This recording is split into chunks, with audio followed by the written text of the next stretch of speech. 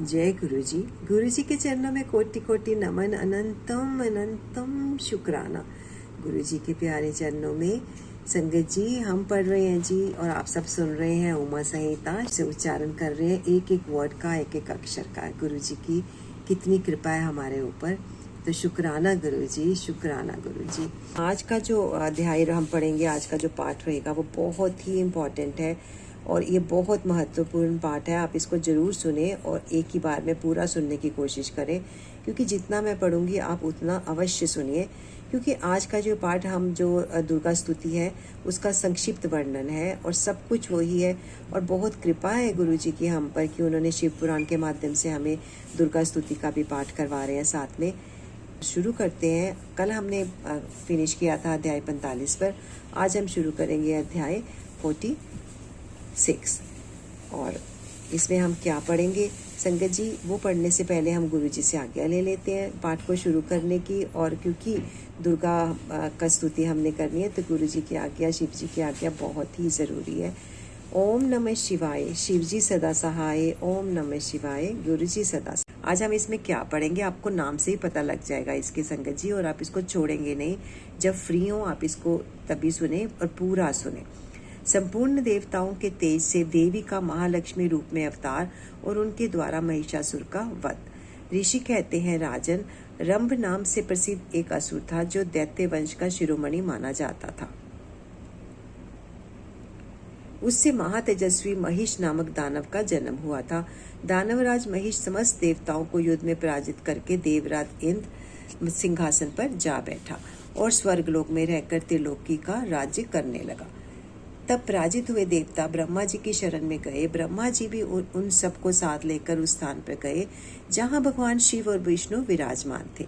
वहां पहुंचकर देवताओं ने शिव और केशव को नमस्कार किया तथा अपना सब वृत्तांत यथार्थ रूप से ब्यौरेवार कह सुनाया। वे बोले, हे भगवान, दुरात्मा महिषासुर ने हम सबको समरांगण में जीत कर स्वर्गलोक से निकाल दिया है, इसलिए हम इस मृत्यु लोक में भटक रहे हैं और कहीं भी हमें शांति नहीं मिल रही। उस असुर ने इंद्र आदि देवताओं की कौन कौन सी दुर्दशा नहीं की है। सूर्य, चंद्रमा, वरुण, कुबेर, यम, इंद्र, अग्नि, वायु, गंधर्व, विद्याधर और चारण, इन सब के तथा अन्य लोगों के भी जो कर्तव्य कर्म है उन सबको वह पापात्मा असुर स्वयं ही करता है। उसने दैत्य पक्ष को अभेदान कर दिया है, इसलिए हम सब देवता आपकी शरण में आए हैं। आप दोनों हमारी रक्षा करें और उस असुर के वध का उपाय शीघ्र ही सोचें, क्योंकि आप दोनों ऐसा करने में समर्थ हैं। देवताओं की यह बात सुनकर भगवान शिव और विष्णु ने अत्यंत क्रोध किया। रोष के मारे उनके नेत्र घूमने लगे। तब अत्यंत क्रोध से भरे हुए भगवान शिव और विष्णु के मुख से तथा अन्य देवताओं के शरीर से तेज प्रकट हुआ। तेज का वह महान पुंज अत्यंत प्रज्वलित हो 10 दिशाओं में प्रकाशित हो उठा। दुर्गा जी के ध्यान में लगे हुए सब देवताओं ने उस तेज को प्रत्यक्ष देखा। संपूर्ण देवताओं के शरीरों से निकला हुआ वह अत्यंत भीषण तेज एकत्र हो एक नारी के रूप में परिणित हो गया। वह नारी साक्षात महिषमर्दिनी देवी थी। उनका प्रकाशमान मुख भगवान शिव के तेज से प्रकट हुआ था। भुजाएं विष्णु के तेज से उत्पन्न हुई थी। केश यमराज के तेज से आविर्भूत हुए थे। उनके दोनों स्तन चंद्रमा के तेज से प्रकट हुए थे। कटी भाग इंद्र के तेज से तथा जंघा और उरु वरुण के तेज से पैदा हुए थे। पृथ्वी के तेज से नितंब और ब्रह्मा जी के तेज से दोनों चरणों का आविर्भाव हुआ था। पैरों की उंगलियां सूर्य के तेज से और हाथ की उंगलियां वसुओं के तेज से उत्पन्न हुई थी। नासिका कुबेर के, दांत प्रजापति के, तीनों नेत्र अग्नि के, दोनों भौहें साध्य गण के, दोनों कान वायु के तथा अन्य देवताओं के तेज से प्रकट हुए थे। इस प्रकार देवताओं के तेज से प्रकट हुई कमलालय लक्ष्मी ही वह परमेश्वरी थी। संपूर्ण देवताओं की चेतो राशि से प्रकट हुई उन देवी को देखकर सब देवताओं को बड़ा हर्ष प्राप्त हुआ, परंतु उनके पास कोई अस्त्र नहीं था। यह देखकर ब्रह्मा आदि देवेश्वरों ने शिवा देवी को अस्त्र शस्त्र संपन्न करने का विचार किया। तब महेश्वर ने महेश्वरी को शूल पर समर्पित किया। भगवान विष्णु ने चक्र, वरुण ने पाश, अग्निदेव ने शक्ति, वायु देवता ने धनुष और बाणों से भरे 2 तरकश और सचिपति इंद्र ने वृज एवं घंटा प्रदान किए। यमराज ने कालदंड, प्रजापति ने अक्षमाला, ब्रह्मा ने कमंडलू एवं सूर्यदेव ने समस्त रोमकूपों में अपनी किरणें अर्पित की। काल ने उन्हें चमकती हुई ढाल और तलवार दी। क्षीर सागर ने सुंदर हार तथा कभी पुराने न होने वाले 2 दिव्य वस्त्र भेंट किए। साथ ही उन्होंने दिव्य चूड़ामणि, 2 कुंडल, बहुत से कड़े, अंध्रचंद्र, केयूर, मनोहर नूपुर, गले की हंसुली और सब उंगलियों में पहनने के लिए रत्नों की बनी अंगूठियां भी दी। विश्वकर्मा ने उन्हें मनोहर फरसा भेंट किया। साथ ही अनेक प्रकार के अस्त्र और अभेद्य कवच दिए। समुद्र ने सदा सुरमय एवं सरस रहने वाली माला दी और एक कमल का फूल भेंट किया। हिमवान ने सवारी के लिए सिंह तथा आभूषणों के लिए नाना प्रकार के रत्न दिए। कुबेर ने उन्हें मधु से भरा पात्र अर्पित किया तथा सर्पों के नेता शेषनाग ने विचित्र रचना कौशल से सुशोभित एक नागहार भेंट किया, जिसमें नाना प्रकार की सुंदर मणियां गूंदी हुई थी। इन सब ने तथा दूसरे देवताओं ने भी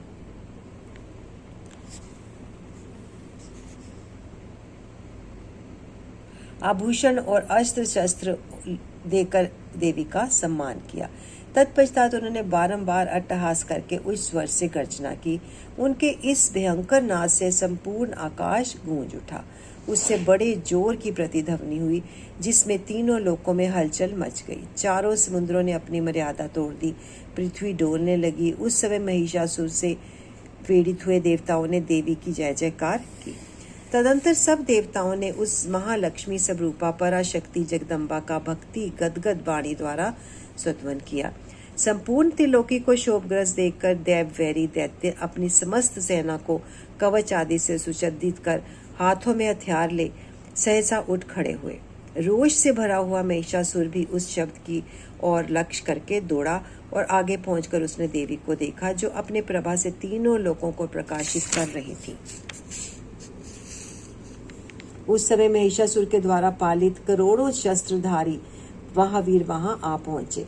चिक्षुर, चामर, उद्गर, कराल, उद्यत, बाष्कल, ताम्र, उग्रासय, उग्रवीर्य, विढाल, अंधक, दुर्मुख, त्रिनेत्र और महाहनु, ये तथा अन्य बहुत से युद्ध कुशल शूरवीर समरागण में देवी के साथ युद्ध करने लगे। वे सब के सब अस्त्र शस्त्रों की विद्या में पारंगत थे।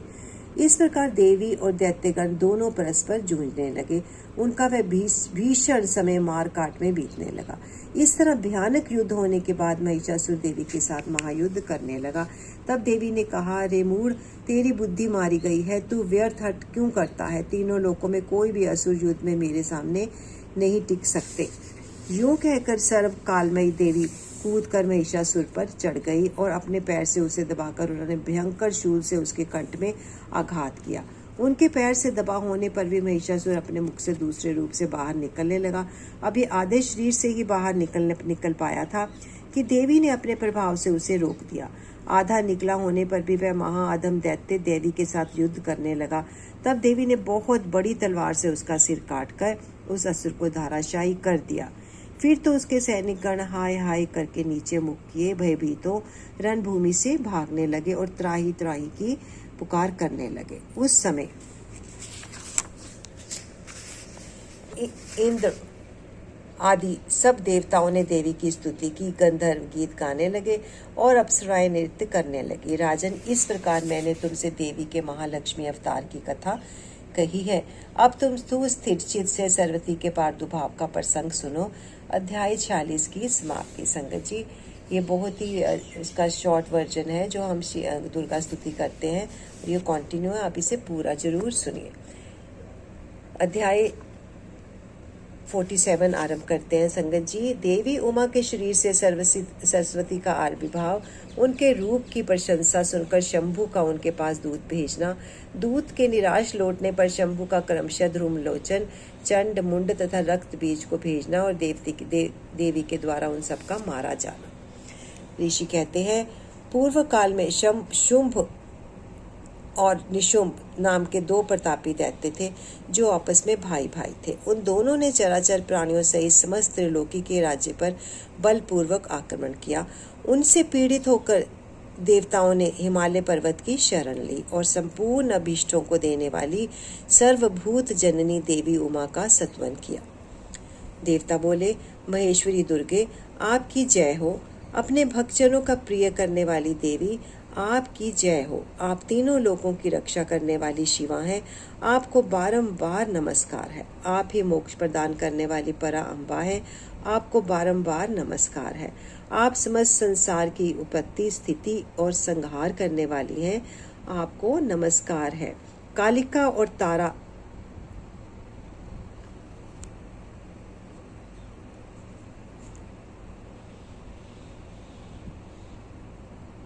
कालिका और तारा रूप धारण करने वाली देवी, आपको नमस्कार है। छिन्नमस्ता, आपका ही सब रूप, आप ही श्री विद्या हैं। आपको नमस्कार है। भुवनेश्वरी, आपको नमस्कार है। भैरव रूपणी, आपको नमस्कार है। आप ही बगलामुखी और धूमावती हैं। आपको बारंबार नमस्कार है। आप ही त्रिपुर सुंदरी और मातंगी हैं।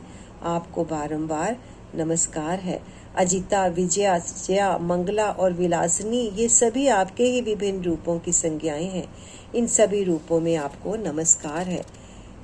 दोघरी माता अथवा कामधेनु रूप में आपको नमस्कार है। घोर आकार धारण करने वाली, आपको नमस्कार है। अपराजिता रूप में आपको प्रणाम है। नित्या महाविद्या के रूप में आपको बारंबार नमस्कार है। आप ही शरणागतों का पालन करने वाली रुद्राणी है। आपको बारंबार नमस्कार है। वेदांत के द्वारा आपके ही स्वरूप का बोध होता है। आपको नमस्कार है। आप परमात्मा है।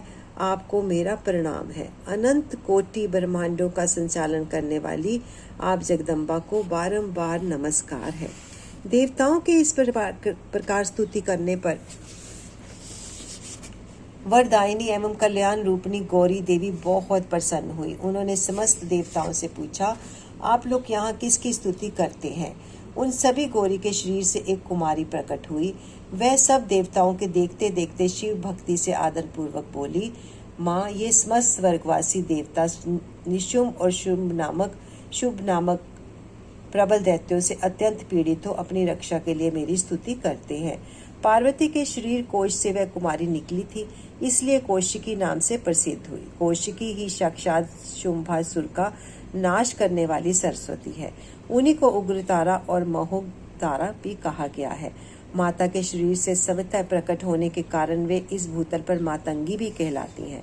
उन्होंने समस्त देवताओं से कहा, तुम लोग निर्भय रहो, मैं स्वतंत्र हूँ, अतः किसी का सहारा लिए बिना ही तुम्हारा कार्य सिद्ध कर दूंगी। ऐसा कहकर वे देवी तत्काल वहां से अदृश्य हो गईं। एक दिन शुंभ और निशुंभ के सेवक चंड और मुंड ने देवी को देखा। उनका मनोहर रूप नेत्रों को सुख प्रदान करने वाला था। उसे देखते ही वे मोहित हो सुध-बुध खोकर पृथ्वी पर गिर पड़े। फिर होश में आने पर वे अपने राजा के पास गए और आरंभ से ही सारा वृत्तांत बताकर बोले, महाराज, हम दोनों ने एक अपूर्व सुंदरी नारी देखी है जो हिमालय के रमणीय शिखर पर रहती है और सिंह पर सवारी करती है। चंडमुंड की यह बात सुनकर महान असुर शुंभ ने देवी के पास सुग्रीव नामक अपना दूत भेजा और कहा, दूत, हिमालय पर कोई अपूर्व सुंदरी रहती है, तुम वहां जाओ और उससे मेरा संदेश कहकर उसे प्रयत्न पूर्वक यहाँ ले आओ। यह आज्ञा पाकर दानव शिरोमणि सुग्रीव हिमालय पर गया और जगदम्बा महेश्वरी से इस प्रकार बोला, देवी, दैत्य शुंभासुर अपनी महान बल और विक्रम के लिए तीनों लोकों में विख्यात है। उनका छोटा भाई निशुंभ भी वैसा ही है। शुंभ ने मुझे तुम्हारे पास दूत बनाकर भेजा है, इसलिए मैं यहाँ आया हूँ। सुरेश्वरी, उसने जो संदेश दिया है उसे इस प्रकार सुनो। मैं समरागण में इंद्र आदि देवताओं को जीत कर उनके समस्त रत्नों का अपहरण कर लिया है। यज्ञ में देवता आदि के दिए हुए देव भाग का मैं स्वयं ही उपभोग करता हूँ। मैं मानता हूँ कि तुम स्त्रियों में रत्न हो, सब रत्नों के ऊपर स्थित हो, इसलिए तुम काम जनित रस के साथ मुझको अथवा मेरे भाई को अंगीकार करो। दूत के मुख से शुंभ का यह संदेश सुनकर भूतनाथ भगवान शिव की प्राण बल्लभा महामाया ने इस प्रकार कहा, दूत, तुम सच कहते हो, तुम्हारे कथन में थोड़ा सा भी असत्य नहीं है, परंतु मैंने पहले एक प्रतिज्ञा कर ली है, उसे सुनो। जो मेरा घमंड चूर कर दे और मुझे युद्ध में जीत ले, उसी को मैं पति बना सकती हूँ, दूसरे को नहीं। यह मेरी अटल प्रतिज्ञा है। इसलिए तुम शुंभ और निशुंभ को मेरी यह प्रतिज्ञा बता दो, फिर इस विषय में जैसा उचित हो वैसा ही करें। देवी की यह बात सुनकर दानव सुग्रीव लौट गया। वहां जाकर उसने विस्तार पूर्वक राजा को सारी बातें बताई। दूत की बात सुनकर उग्र शासन करने वाला शुंभ कुपित हो उठा और बलवानों में श्रेष्ठ सेनापति धूम्राक्ष से बोला, धूम्राक्ष, हिमालय पर कोई सुंदरी रहती है, तुम शीघ्र वहां जाकर जैसे भी वह यहाँ आए उसी तरह उसे लेकर आओ। असुर प्रवर, उसे लाने में तुम्हें भय नहीं मनाना चाहिए। यदि वह युद्ध करना चाहे तो तुम्हें प्रयत्न पूर्वक उसके साथ युद्ध भी करना चाहिए। शुंभ की यह आज्ञा पान कर दैत्य धूम्रलोचन हिमालय पर गया और उमा के अंश से प्रकट हुई भगवती भुवनेश्वरी से कहा, नितंबनी, मेरे स्वामी के पास चलो, नहीं तो तुम्हें मरवा डालूंगा। मेरे पास 60,000 असुरों की सेना है। देवी बोली, हे वीर, तुम्हें दैत्यराज ने भेजा है। यदि मुझे मार ही डालोगे तो क्या करूंगी, परंतु युद्ध के बिना मेरा वहां जाना असंभव है, ऐसी मेरी मान्यता है। देवी के ऐसा कहने पर दानव धूम्रलोचन उन्हें पकड़ने के लिए दौड़ा, परंतु महेश्वरी ने हूं के उच्चारण मात्र से उसको भस्म कर दिया। तभी से वे देवी इस भूतल पर धूमावती कहलाने लगी। उनकी आराधना करने पर वे अपने भक्तों को शत्रुओं का संहार कर डालती हैं। धूम्राक्ष के मारे जाने पर अत्यंत कुपित हुए देवी के वाहन सिंह ने उनके साथ आए हुए समस्त असुरगणों को चबा डाला। जो मरने से बचे वे भाग खड़े हुए। इस प्रकार देवी ने दैत्य धूम्रलोचन को मार डाला। इस समाचार को सुनकर प्रतापी शुंभ ने बड़ा क्रोध किया।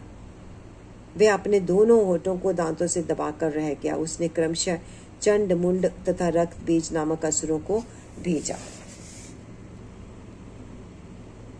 आज्ञा पाक के वे दैत्य उस स्थान पर गए जहां देवी विराजमान थी। अणिमा आदि सिद्धियों से सेवित तथा अपनी प्रभा से संपूर्ण दिशाओं को प्रकाशित करती हुई भगवती सिंह वाहिनी को देखकर वे श्रेष्ठ दानवीर बोले, देवी, तुम शीघ्र ही शुंभ और निशुंभ के पास चलो, अन्यथा तुम्हें गण और वाहन सहित मरवा डालेंगे। वामे, शुंभ को अपना पति बना लो। लोकपाल आदि भी उनकी स्तुति करते हैं। शुंभ को पति बना लेने पर तुम्हें उस महान अंत की प्राप्ति होगी जो देवताओं के लिए भी दुर्लभ है। उनकी ऐसी बात सुनकर परमेश्वरी अम्बा मुस्कुराकर सरस मधुर वाणी में बोली। देवी ने कहा, अद्वितीय महेश्वर पर ब्रह्म परमात्मा सर्वत्र विराजमान है, जो सदाशिव कहलाते हैं। वेद भी उनके तत्व को नहीं जानते, फिर विष्णु आदि की तो बात ही क्या है। उन्हीं सदाशिव की मैं सूक्ष्म प्रकृति हूँ, फिर दूसरे को पति कैसे मान सकती हूँ। सिंहिनी कितनी ही कामातुर क्यों ना हो जाए, वह गीदड़ को कभी अपना पति नहीं बनाएगी। हथनी गधे को और बांगिन खरगोश को नहीं वरेगी। दैत्यो, तुम सब लोग झूठ बोलते हो, क्योंकि काल रूपी सर्प के फंदे में फंसे हुए हो। तुम या तो पाताल को लौट जाओ, या शक्ति हो तो युद्ध करो। देवी का यह क्रोध पैदा करने वाला वचन सुनकर दैत्य बोले, हम लोग अपने मन में तुम्हें अबला समझकर मार नहीं रहे थे, परंतु यदि तुम्हारे मन में युद्ध की ही इच्छा है तो सिंह पर सुस्थिर होकर बैठ जाओ और युद्ध के लिए आगे बढ़ो। इस तरह वाद विवाद करते हुए उनमें कलह बढ़ गई और समरगण में दोनों दलों पर तीखे वर्षों की बाणों की वर्षा होने लगी। इस तरह उनके साथ लीला पूर्वक युद्ध करके परमेश्वरी ने चंड मुंड सहित महान असुर रक्त बीज को मार डाला। वे देव वैरी असुर द्वेष बुद्धि करके आए थे, तो भी अंत में उन्हें उस उत्तम लोक की प्राप्ति हुई जिसमें देवी के भग जाते हैं। अध्याय 47 की समाप्ति। संगत जी, कल हम पढ़ेंगे इसका नेक्स्ट पार्ट, यानी कि अध्याय 48, और उसमें भी हम देवी का ही वर्णन करेंगे। और सारी ये बिल्कुल वैसी ही है, सेम उसका संक्षिप्त वर्णन है जैसी हम दुर्गा स्तुति पढ़ते हैं। तो ये बहुत ही शुभ है कि हमें शिव पुराण में गुरुजी ने ये पढ़वाया दुर्गा स्तुति। तो संगत जी, यहीं पर विराम ले लेते हैं अध्याय 47 पर, और अपनी वाणी को विराम देते हैं, गुरु जी से आज्ञा ले लेते हैं। ओम नमः शिवाय। शिवजी सदा सहाय। ओम नमः शिवाय। Thank you so much Guru ji, thank you so much गुरु जी। कोटि कोटि प्रणाम, कोटि कोटि धन्यवाद गुरु जी। जय गुरु जी।